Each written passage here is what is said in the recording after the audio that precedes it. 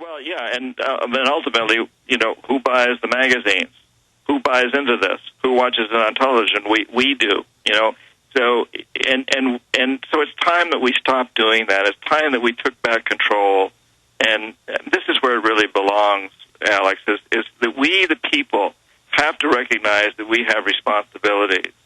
And if we want a country of, by, and for the people, instead of one that's of, by, and for the elite, the corporations, etc., we've got to get off our butts and do something about it. And I think that's what you're calling for all the time. So it's one of the reasons I love being on your show, because thank you. You're inspiring and empowering people to do that. We need to do it more and more and more, because it's always been the way that change has happened. I agree, but John, what would you call that corporate attitude? I don't know the word for it, where they get off on being cold-blooded, they get off on not caring, they think it's silly. That's sociopathic. Yeah, sociopathic. And I think that at the top of a number of our corporations, we do have sociopaths, people who have basically no conscience, that don't care about what harm they bring to others. I think Jack Welch was a person like that, and I think Phil Knight at Nike is. But throughout the rest of the corporation, most of the other managers and people are not, and those are the ones we need to get to. Well, absolutely. But, also we destroy our own world, not just environmentally, but culturally. This attitude, I see the local yuppies mimic it, and they're into laughing at bad things happening as if it doesn't touch them, when their kids are going to end up committing suicide or on drugs in this sick society. Let me tell you a little bit about one of our great sponsors, HomeGain.com. This is the place to get you started buying or selling a home, finding a realtor, and getting any real estate questions answered. Go to HomeGain.com and see what I'm talking about. All you need to do is type in your home address, and you will get an instant free estimate of your home's value online. This is a great way to be able to monitor the value of your home. And again, it's absolutely free. There are tons of tools to help you.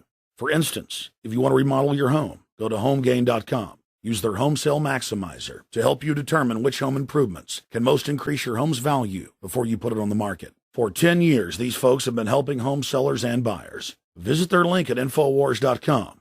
Look for Max, the orange home gain gorilla, to help you with any real estate needs you might have. You'll love this site. It's HomeGain.com, HomeGain.com. Check them out today.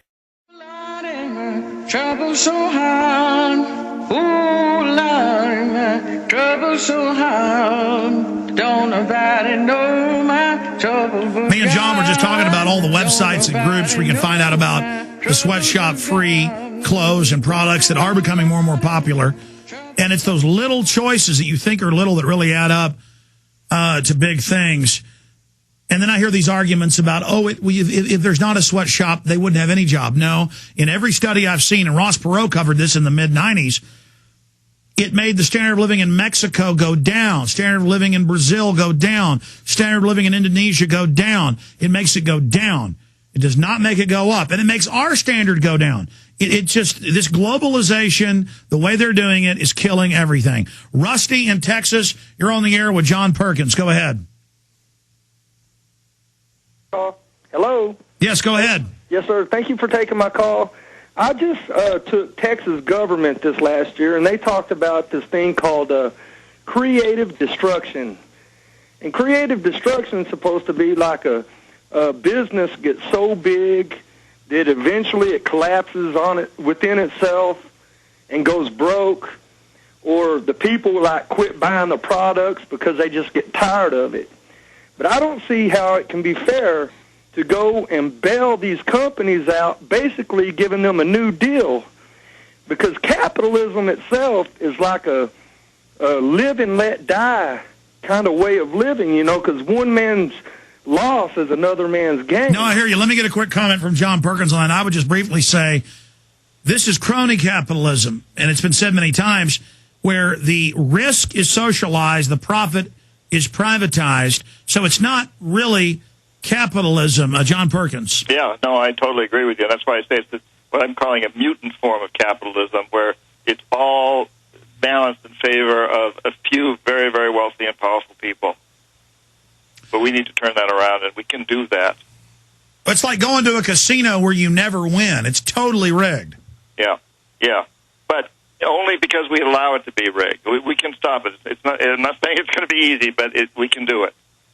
Well, we better, because, I mean, they're just feeding the whole world into their debt black hole. Ronnie in Texas, go ahead. You're on the air with John Perkins. Upcoming book, Hoodwinked. Go ahead. Perkins, I lived for 9 months in poverty-ridden Peru under U.S. puppet Toledo, and it dawned on me there that would not absolute freedom, and I'm asking you, absolute freedom worldwide for farmers help cancel all continually counterproductive wars on behalf of illegal drug warlords that we're waging in Mexico, Colombia, Peru, Afghanistan, all over the world. You're asking, how is the phony drug war? Well, I loved watching General Myers on TV last night explain how the occupation had made the opium production go way up. That's a good final comment from John Perkins. John? Yeah. I mean, the farmers around the world have really been hit hard. They've been hit hard by what we call free trade agreements, where, it's absurd today that a Mexican farmer can produce cotton a lot more cheaply than a U.S. farmer, but you can buy U.S.-produced cotton in Mexico for a lot less of a price than Mexican cotton, simply because it's so subsidized in the United States for the big industries, and this has hurt the small farmer time and time again, whether it's cotton or corn or soybeans or whatever it is. The small farmer has been very, very screwed, and a lot of these people are now what we call terrorists because they've lost their farms. They have no way of feeding their family, and so they become part of organizations that are fanatical because they don't know what else to do. Yeah, in Mexico, they'll just let you go die in Mexico City. Just die in your hut. No welfare system, and it's just hellish. Well, the new book's coming out, and we're going to interview you the day after it comes out, November 11th, coming up in a month and a half or so. John Perkins, best-selling author of Confessions of an Economic Hitman. It was great having you on. We'll talk to you again soon, my friend. My pleasure, Alex. Keep up your good work.